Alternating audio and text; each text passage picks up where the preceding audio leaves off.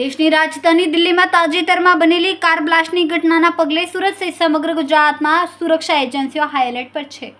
આતંક માહોલ વચ્ચે સુરત શહેરના રાંદેર વિસ્તારમાં એક ગણેશ મંદિરની માત્ર 10 મીટરના અંતરે એક બિનવારસી સુટકેસ મળી આવતા શહેર પોલીસ તંત્રમાં દોડધામ મચી ગઈ હતી। જોકે બોમ્બ સ્ક્વોડ દ્વારા તકેદારીપૂર્વક તપાસ કર્યા બાદ સુટકેસમાંથી કોઈપણ શંકાસ્પદ વસ્તુ મળી ન આવતા પોલીસે રાહતનો શ્વાસ લીધો।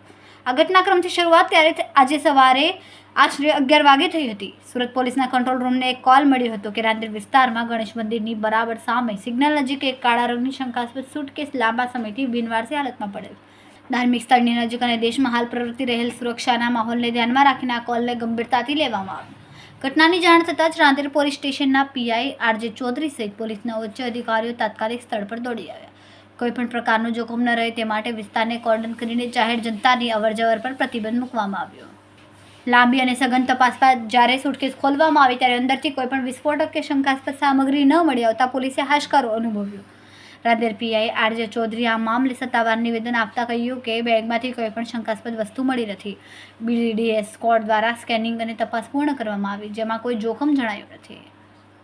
જોકે તપાસ દરમિયાન ચોંકાવનારી વિગત એ પણ છે કે ખાલી સુટકેસની અંદર બાજુએ લાલ રંગના કુમકુમથી સ્વસ્તિકનું નિશાન બનાવવામાં આવ્યું।